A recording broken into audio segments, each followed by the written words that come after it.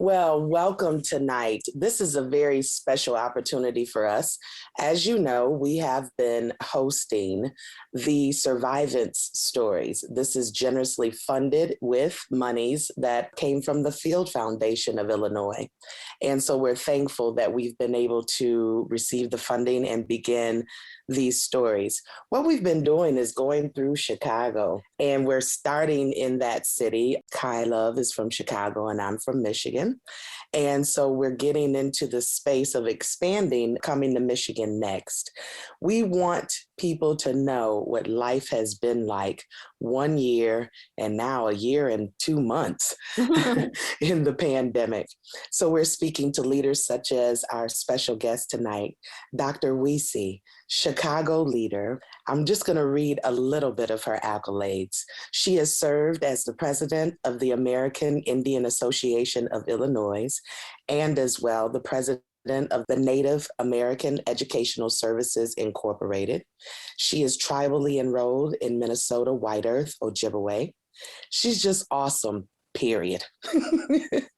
We're excited to have this conversation with you. Welcome, Dr. Wiese. Thank you. Glad to be here.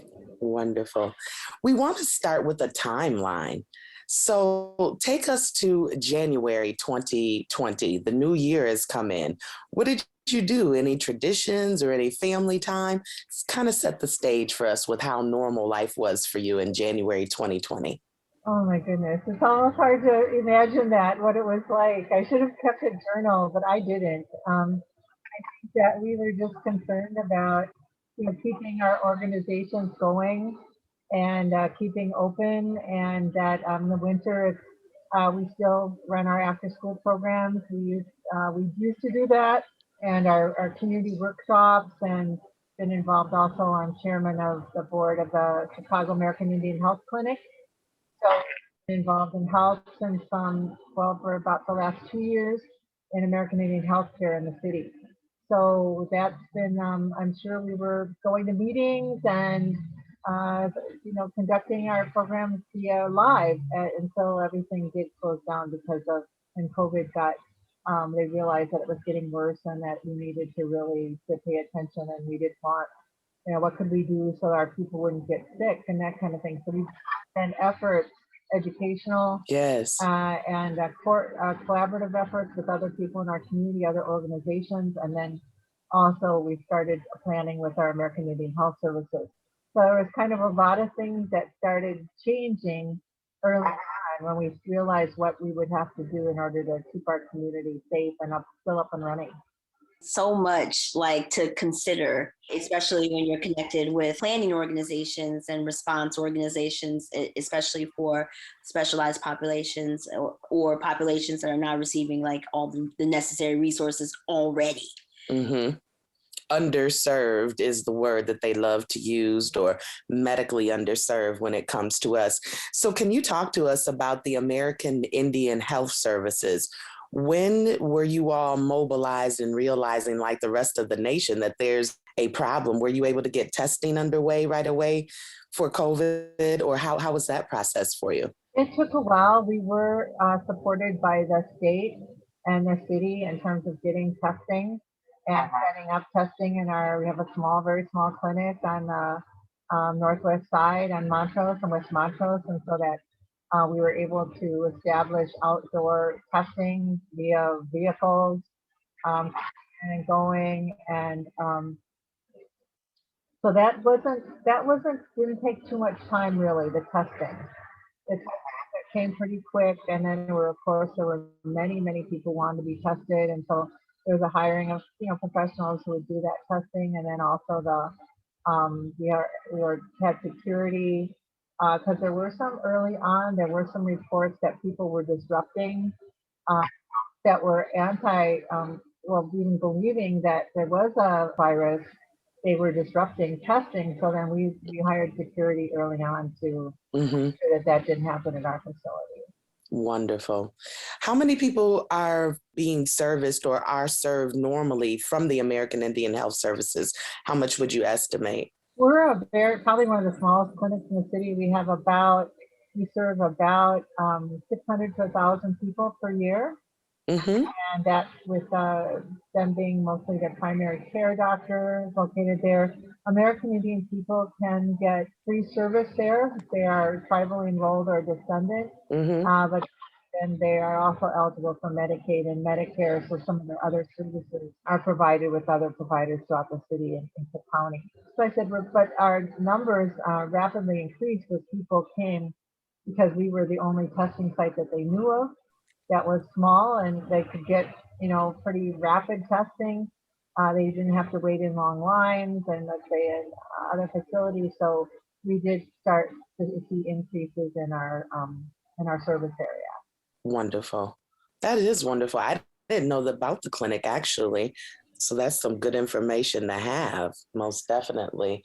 Can you talk about some of the initial, as a leader? I can't imagine immediately trying to mobilize in the middle of us, all of us not knowing what this was.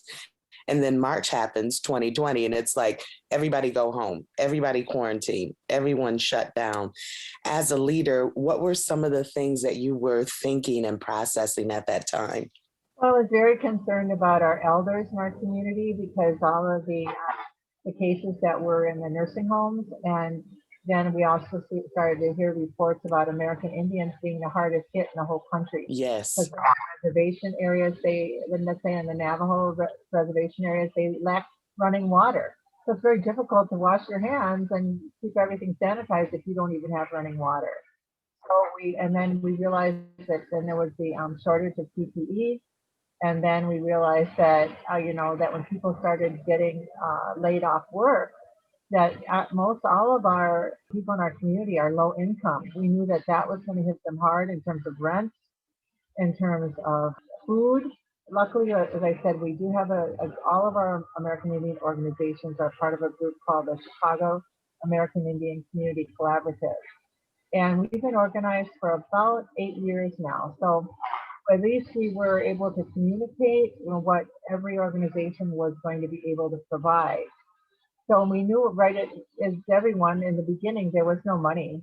There was no, so that you had to find your resources from existing resources so that we were able to get volunteers, let's say as an example.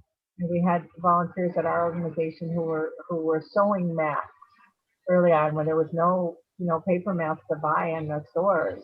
Mm-hmm. Sewing them, then we would, we'd advertise it on Facebook and then we would deliver them. I myself was delivering masks to elders and things like that. And I have to say, I met some new people that way.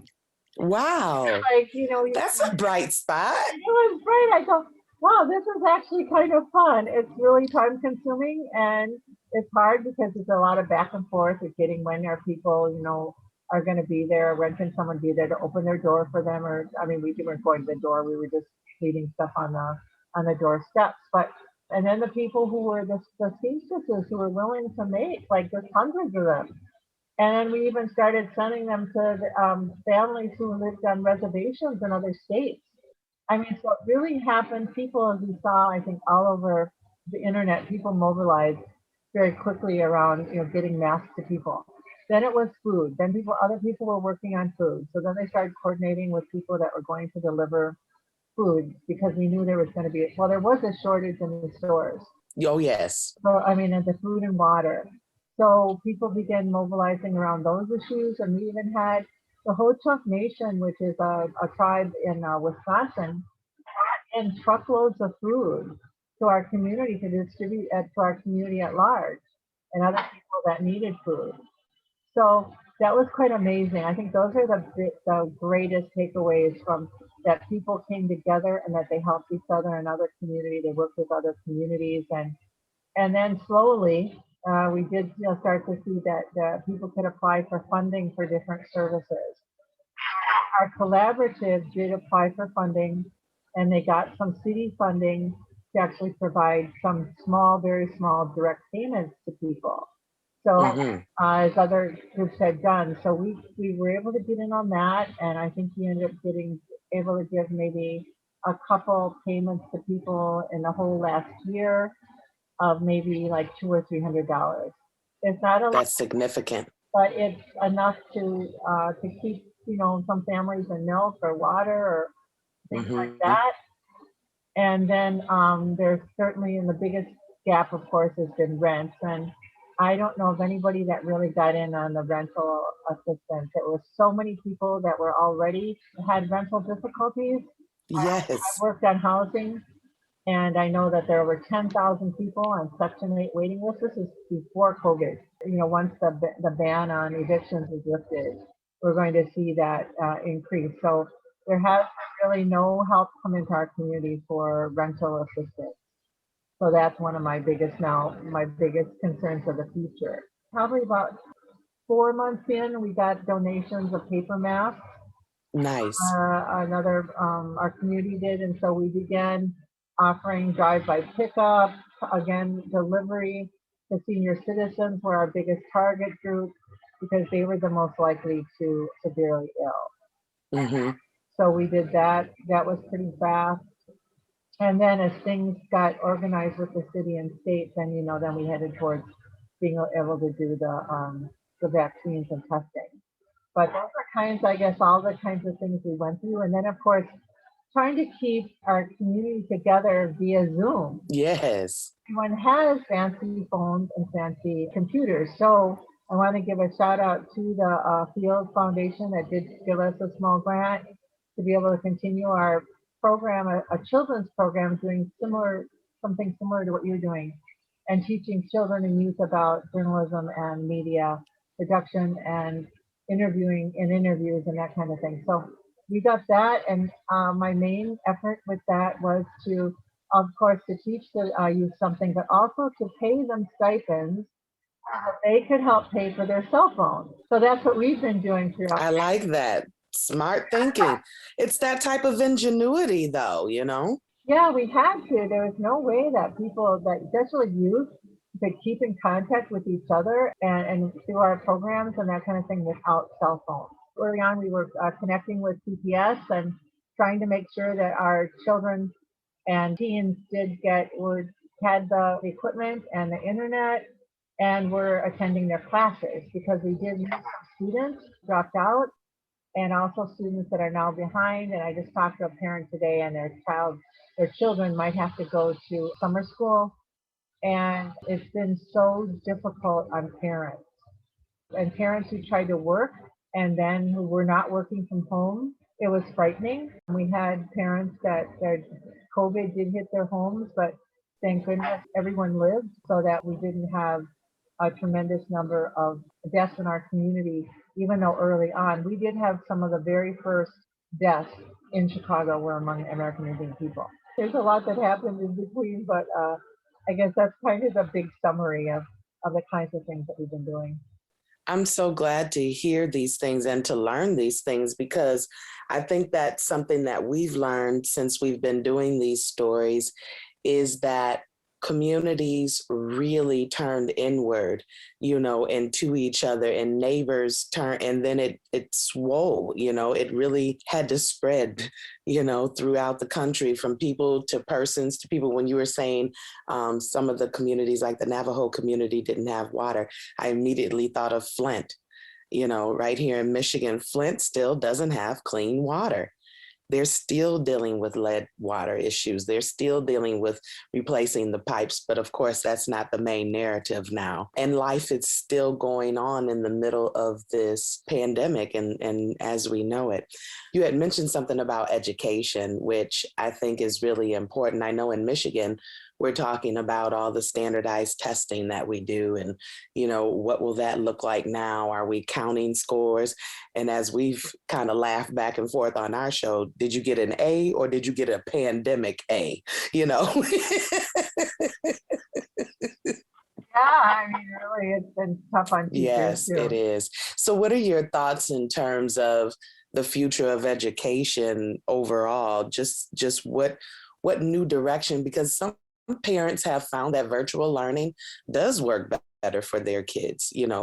Will this be, or should this be, an option moving forward to do in person as well as virtual at this, your thoughts on that? For American Indian people, virtual learning has not worked as good. I run college programs through our NACE was a college, accredited college, the only urban American Indian college in the country, and we lost our accreditation in 2005. but we continued as an affiliate of Eastern Illinois University for 10 more years after that. So that's my most recent college program. And before that, I ran a program with City Colleges called the Institute for Native American Development. Mm-hmm. I'm actually retired from Chicago City College. Oh, wow. So I've done a lot, and looking at all of my students, they did most poorly on through internet learning. They really need that support from each other and the support of the teacher personally. And also, now I know the CPS style learning was with a person, you could talk to them, but a lot of the college online learning is a pre-recorded video where you're not really communicating with the teacher, and you're very difficult to get that kind of back and forth conversation.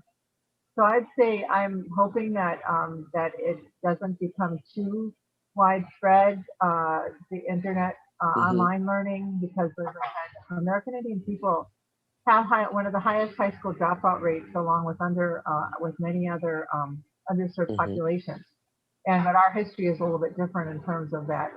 Ours comes from the fact that Western education was forced on our people. It's not our traditional way of learning. So there's a lot of history that people study. They would see how kind of we came to this day and age on which the American Indian people have the lowest academic achievement rate of all groups in terms of college and things like that. But that's a whole nother show. But it's important because it's not. If you look at that, it's amazing that anyone really goes to college today in our community, and that especially with the high poverty levels and the high dropout rate still in public schools, the lack of students who are taking classes that make them college ready. And that's a whole nother measurement, is that if you don't take advanced science and math, you're not going to be college ready. So when you get to college, you're either going to fail those classes or have to repeat them.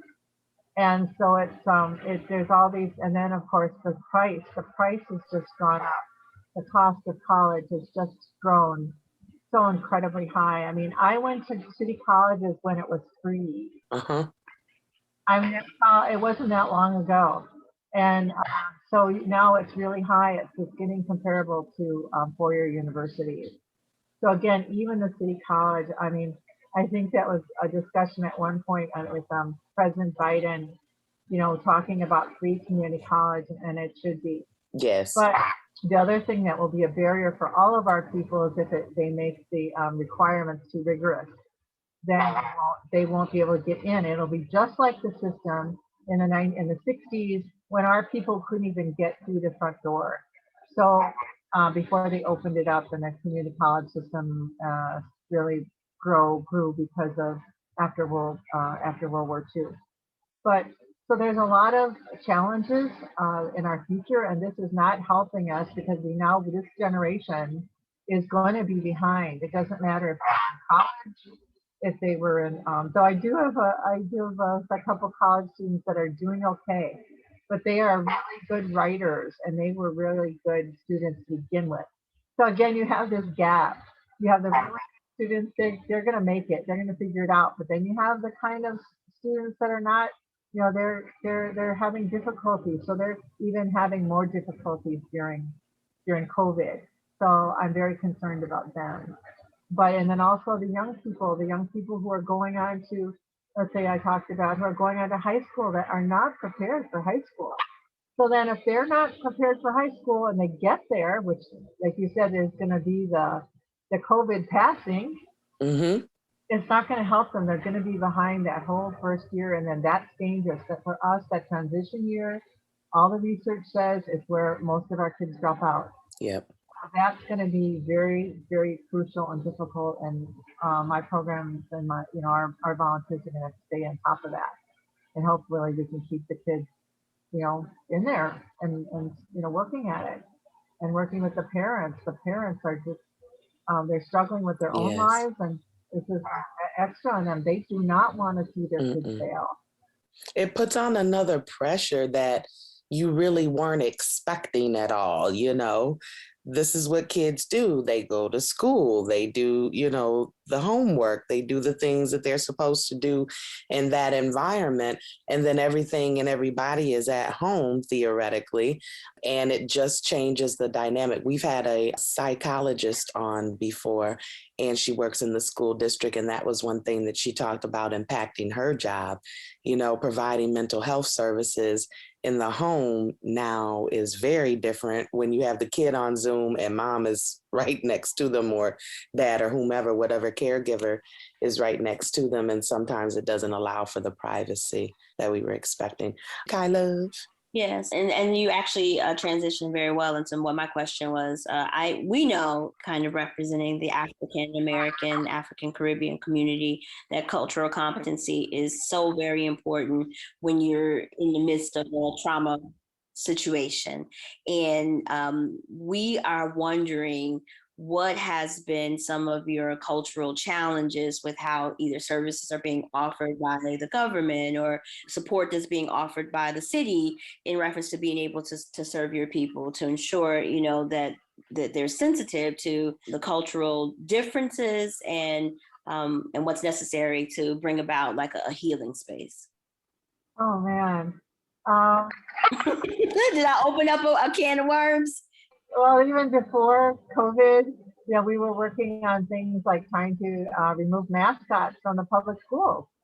We have a big problem across the country with mascots, and then in teams, sports teams, where the Indians were removed, but we still have the Blackhawks, who are stereotyped. It's not an authentic view of American Indian people, and we are offended by it. And so you have things like that. You have there's no requirement that public school children learn anything about American Indians. No requirement. And so this has been something as an American Indian educator. I'm in my 50th year that we have been pushing forward my entire life and have not been able to really get very far. We did get whole groups of historians who did take a lot of the worst stuff out of the history books, but there wasn't much to deal with, to take out. So we have that. We have that still as a part of our fight for equality. That our history, this is our country. We have been here since time immemorial, since the plants and the animals, and yet there's nothing that's written about us. And this history we're looked at as being part of archaeology, and some people way in the past that might have had a spearhead or a pot or something that they found in the dirt, and that was it. No, we are modern living people. Now, we are survivors of the greatest Holocaust in this country, the greatest genocide, where millions and millions of our people died through disease, through war, through relocation, through dislocation, through imprisonment. You name it. You name it. We've suffered it. And so that whole history, well, the Chicago Public Schools requires that genocides of other countries be taught. It never mentions American Indians in that chapter. Never. So you have, okay, this is the backdrop, but there's nowhere, I talk about culture, there's nowhere for our children to feel proud of who they are. Some classrooms still teach Thanksgiving with the headband and the paper feathers sticking out of it, and thinking that we welcome the pilgrims to our dinner table, and that's what Thanksgiving is. No, that did not happen. Well, it did, but then the pilgrims killed all the Indian people that welcomed them. If you read the history, really, of the Indian people, the first people that came here. Or then you look at let's go to Columbus. Columbus tortured our people, maimed them, imprisoned them, raped the women. It really killed most of the people they encountered, or killed them with disease. And also, he never even came here. But I mean, the people, the explorers that came after him, they came to this continent and did the same things that he was doing in the West Indies. That's why even the idea of Indigenous Day for Columbus Day doesn't work very well for us, because it's really not about us. It's about all the people that he killed and destroyed and maimed that he first encountered. It's not about American Indian people. He never met us, never. And yet this is the myth. Well, Captain caught the ocean blue in 1492. How many people know that song?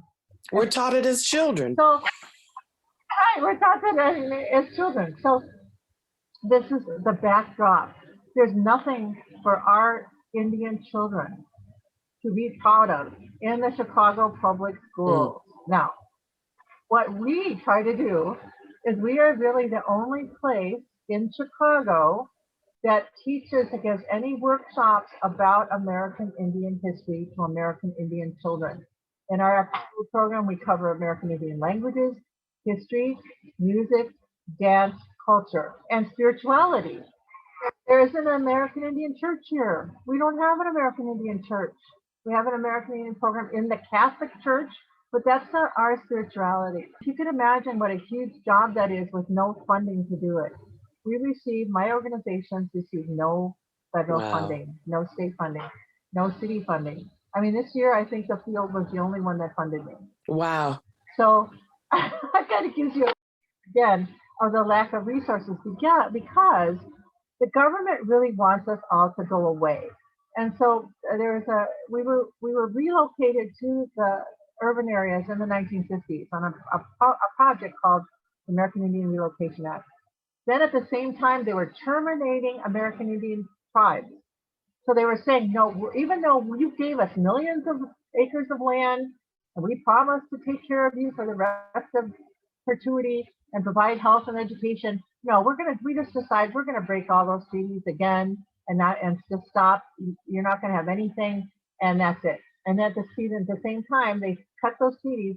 They were sending Indian people to the cities because they wanted all the rest of the land that Indian people have. Going on at the same time from the 1950s to the 1970s. So that's how Chicago became a big Indian center. We have in our state, we're larger than most reservations. We're the eighth largest in terms of cities and reservations. Wow. On most of the reservations, there's only 2,000 or 3,000 people, except for Navajo, which is really big. In Chicago, there are over 50,000 people and over another 50,000 in the state. You have this funding formula in the federal government that while 80% of all Indian people live in urban areas, urban, suburban, off-reservation, and only 20% live on reservations, we get 1% of the money. 1% of the money for 80% of the people. Now, that's not another genocide? You tell me what it is. Ugh. We have one doctor for 100,000 people in the state that's assigned to our clinic. One doctor. One doctor, no dentist, no housing money. There's a program for Indian housing right downtown. They can't serve us because they only serve reservations. I am sick and tired of this. I am sick and tired of it. It's like, something has got to change. And the data, no matter we present the data, we keep presenting the data, no one cares. It's like no one cares about the data that mostly Indian people are here and we get almost no funding. So that, and so you can see how it affects them. That's why we still have one of the highest death rates. We still have, our youth have the highest suicide rates in the country. We have along with other minority groups, the highest dropout rate, the lowest college degrees, the highest number of people with housing disparities, and yet there's no discussion of it. There's almost no people writing about it. There's no books really about urban. You can go through research, and I mean, Detroit has an urban community. They have an urban clinic. When you go to Michigan, I hope you can talk to them. But so that gives you the backdrop, how we were already like suffocating here and with no resources, and then the pandemic hit us. But guess what? Because we're used to not having, I don't want to say this, but we're used to having no resources in a way, we were able to deal with them somewhat better because it wasn't new, as many poor communities. It wasn't new that we would have no resources, and we weren't for the government to bail us out and help us. We couldn't wait. We had to just take the bull by the horns and say, we're going to do whatever we can with the money we have, with the resources we have, the people, the cars, the telephones, Yes. and we'll try to take care of it. I get so upset because in the African American community and Latinx communities, we are dealing with the same things. And like you said, before the pandemic hit, we were already hit. We were already dealing with the things that you have mentioned. The social economic disadvantages were already upon us, systemically as it was. So then you add in the pandemic and its wild card of factors. I remember reading an article in one of the big three, NYT or Washington Post, one of those big three, LA Times. And the conversation was, we didn't know there were so many health disparities.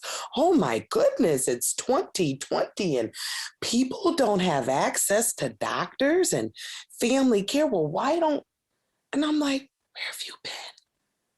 It's the privilege of not having to know, the privilege of not having to concern yourself with, oh, wow. There are people whom this may affect generationally. Usually, if you have the resilience of our communities come from, again, within. You know, it's this mother working with that mother. We're aunties in the village, you know, and Kyla's a bonus mom. And been able to have that village to come together and help out where you can, or, you know, help folks where you can. That's what we've been doing because we've had to. So the problems that are in our communities are not new to us. And even when you see and it's illuminated, I would like to bring up another conversation. We had a pandemic within a pandemic. We've had many African-American men and women who have been killed by the police. Has police brutality been affecting your community as well during the time of the pandemic or even before? Those are just stories that I haven't heard of. Well, that's again because people don't see the data. Today is actually Missing and Murdered Women Day, American Indian Women Oh, I Day. didn't know that. This was a health disparity discovered by an American Indian urban clinic in Seattle. So some people there did the research on the hundreds and hundreds of women in the Seattle area that were missing or murdered and never found. And so that started this campaign nationally. It's called, in some places it's called the Red Dress Campaign, and also our American Indian Health Service just had an event on Saturday that to educate people about that, and so that it's beginning to grow in all of our communities. The realization that minority women go missing and murdered, and no one investigates it. I mean, no one even knows where they went, and this has been going on for many generations. So that I think is the newest kind of issue that people are shining a light on. But let's say in terms of, and no one has done any research in Chicago on how many people have been killed in terms of police brutality. So we don't know. And then, but I'm from Minneapolis, Minnesota. That's where I grew up. And data there is that you would not believe the number one group that is stopped by police in Minneapolis. American Indian. American Indian women. Wow. Yes. Now, if we go back again to Minneapolis, 1967 was when the American Indian movement was created. Now, do you know why the American Indian movement was created? No, tell us, please. American Indian movement? Have you ever heard of them? Yes, I've heard of it. Okay. I've heard of it, but I want to make sure it's the one that I'm talking about. It's they call it the A movement. Okay. And that was, it created the same time as other movements in the United States and African American. Yep, our Great Migration and spaces coming through, yes. Yeah, but it was created because in Minneapolis, it was notorious that the police would pick up American Indian men that had been drinking on the street, take them into their paddy wagons and beat them up and sometimes kill them. And so no one was doing anything about this. And so our community in Minneapolis, the men got together and they developed this group, and they went out and patrolled the city so that they picked up the guys and took them home before the police could get them and beat them up and kill them. So then in terms of reservations, you'll see if you go to YouTube, many videos about people that were, especially that were murdered by in towns around reservation communities because it's Mm, rural. It's rural, mhm, kind of like the South, and that people just would, pick people, and a car full of guys would just decide to murder somebody, and they just go off and do it.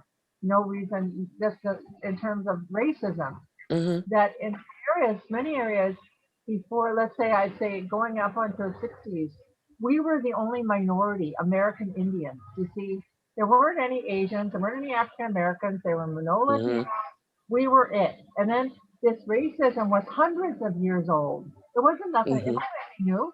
We were here before the immigrants. They just, that is a whole history of how the Right. media and journalism built, and the military and the government built this racism so that they could take our land, and that they could convince people that we weren't here. We were hunters and gatherers. We didn't know anything. We just, this land was just all free, and they could give it away, and that we never had any claim to it. This is like the history that everyone learned. And so Yes. and then they believed we were just like, we were something to be eliminated, that we were in their way, that we were to be killed. And there were bounties put on Indians' heads that, so many scalps the whites could be paid for. There would be bounties that, so if we were shot, there would be bounties if we were killed in these massacres. I mean, there's so much now that you can read, massacre after massacre after massacre. So we've been through this, if you want to call it the police, you want to call it the military, you want to call it the local militia, you want to call it the racist border town people, Mhm. victim to this before there were any other groups here that could be the victims. We were it, Mhm. so that's all those stories are, kind of lead up to this time. And again, a lot of information people don't know about us because the data is not even collected. Mhm. CDC was not collecting the American Indian deaths via COVID, and they would not, or if they were, they would not give that information to the tribal clinics. Wow. You can imagine that fight for that, to even find out who was dying. Oh You my couldn't, gosh. it wasn't just like, oh yes, we're sorry. This is like, we have this data. Your people are dying. We'll give it to you. No, our people had to fight for it. So again, even Wow. data we have to fight for. I can't tell you the number of areas that I have out there right now to try to get information and data. Even if they're collecting it, as you said, because sometimes they don't collect it.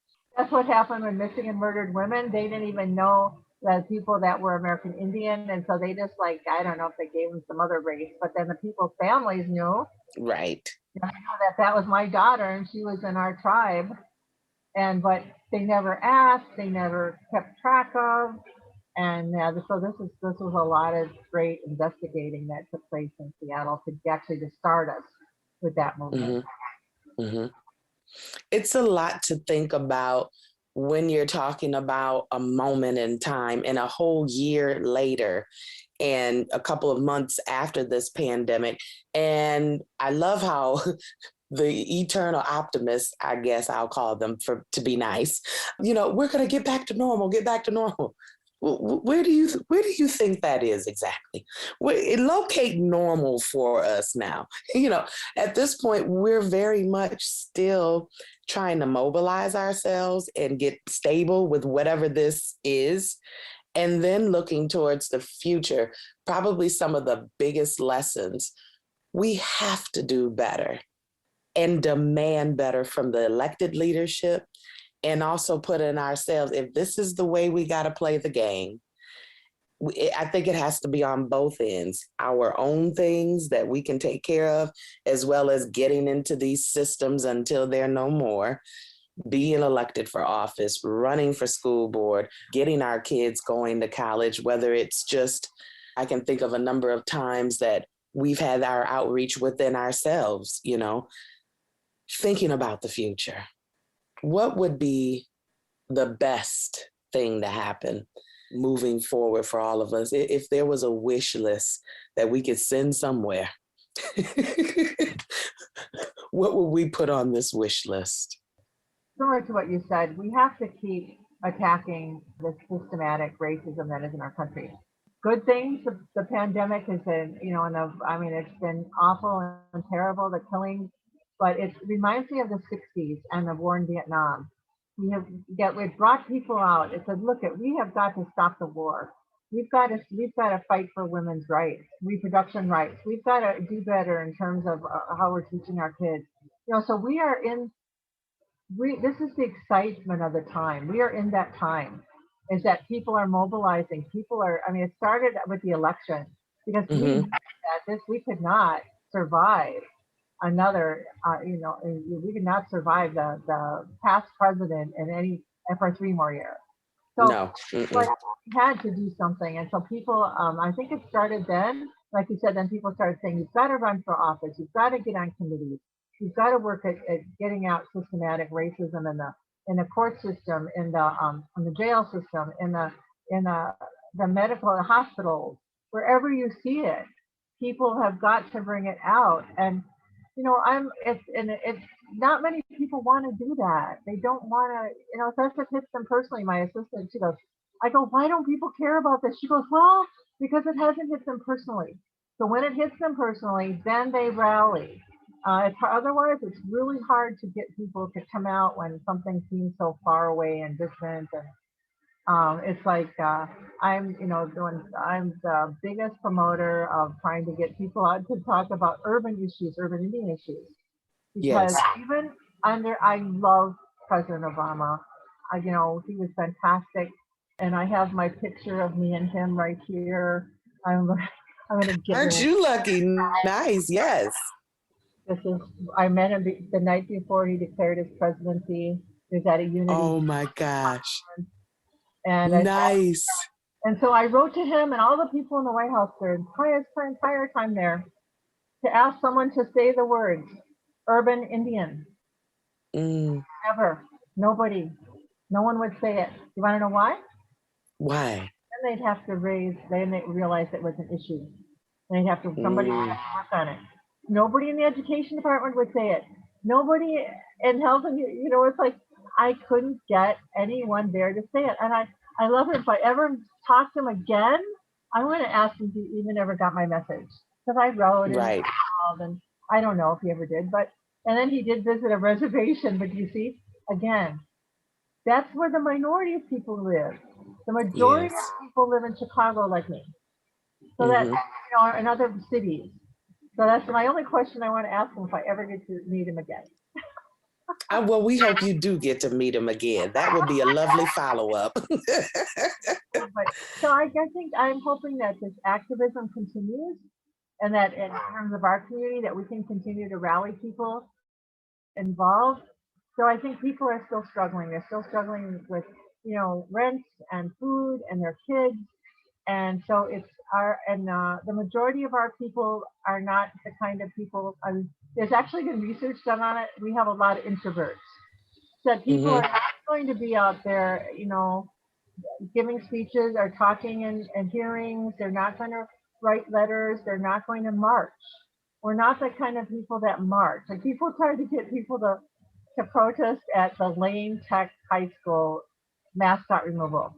No one came. Oh boy. It's just we have like maybe a handful of people that go out and protest. They protested the monument thing and the Columbus, but the majority are not. The majority are not doing that. And so for us, it's an education process. We just have to keep working with people, trying to get them involved at whatever level they're comfortable with, and then to just build on that. On that as we go forward. It's not our community has had really tiny amounts of federal money since 1984. 84. We're talking almost 40 years, okay, since the federal significant federal money left here. So most organizations are like myself. We have 1 or 2 people. I rent from a church. I don't even have my own facility, and we're all like that. We don't have a lot of employees. We don't have fancy buildings. Nothing. We got 1 building in our entire community. one building that an organization owns. Wow. The largest Indian communities in the entire country. So that kind of, again, it's the backdrop. So, but I'm hopeful. I'm positive. We have a lot of things still to do, and I think that with a little help, and I'm hoping that the shift, let's say we're shifts to, let's say the truth and healing thing that Woods was involved in, and with Yes. Rockefeller. Was it Rockefeller or Yes. Rockefeller? Well, it never reached our community, and I would write to the people in charge of that, and I would say, how can you have truth and healing when you don't involve American Indian people? This is our country. How can you have truth and healing? Right. They completely just skipped over us. And so I would write. I would call, I would message, I would Facebook. And so until I call us, we're like the canary in the mine. When they reach American Indian people, you know that they're reaching everyone. If they don't include American Indian people, they are not reaching. They're not even trying to reach, because That's we right. are the original people of this land. Mm-hmm. You know, it makes no sense. It's like mass hypnosis. Oh no, there was no one here. We're like the first one here, people here. You know, you're invisible. But my campaign with the field is Native people are not invisible. That's my hashtag. I love that. I love that. That's I right. think I want to name this episode Native People Are Not Invisible. I know that's right. Not invisible. I think that is a great way to round out this conversation.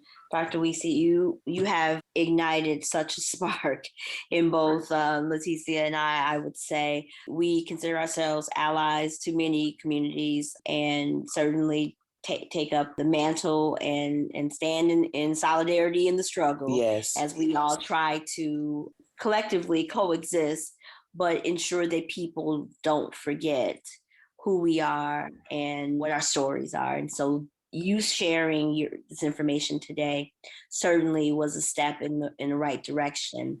My last question to you, though, is if someone wants to learn more and to engage, if someone is interested in getting that authentic historical count of the Native American journey here in Illinois or in other places, where should they start? Where should they start? Is there any books or literature or places or people that people should connect with? Well, they can email me directly at dpwiese@aol.com, and I can answer their questions or lead them to research materials or institutions or libraries. We do have an archive, also the Nace College Archive, and there are other holdings of books and materials at University of Chicago, Northwestern University Library, and the Chicago Public Library. And also we have a list of I can send people a list of organizations in our collaborative. So I have many resources I can send out to them via email or however they would like to contact me. Awesome. Thank you so much for your time tonight. This was it was painful, certainly in places, but I felt your fire and your resilience through your advocacy and your awareness, and we are grateful for this moment to be able to share that with you, and know that through our Survivance project, which we designed to do this is to highlight the stories that people don't necessarily hear every day, are intentionally forgotten stories, or intentionally mistold stories. So we are thankful that you shared with us, and it really is a story of survivance. We're making it, but we got a long way to go for sure. Yes. So thank you for your time this evening, and we really appreciate it. Thank you for reaching out. Absolutely. Once we get the story processed and whatnot through production, then we'll, of course, send the information back to you once it reaches the survivance.io website. So that's where it will live there. And if there's anyone else that you'd like to invite into this project, we certainly would like that. We have two ways that people can get involved. They can go to survivance.io directly, and they can select. Some people are going to make their own videos, okay? People doing TikTok and all of that stuff. So if they're creative, they can do that. Or just like you, they can get an interview with us and sit down. It takes about an hour. And I think we're pretty cool to talk to. We hope that you felt comfortable and welcome. And we'd love to have you back. Love to have you back. Well, thank you for your time, and please enjoy the rest of your evening. Thank you so much. Bye-bye.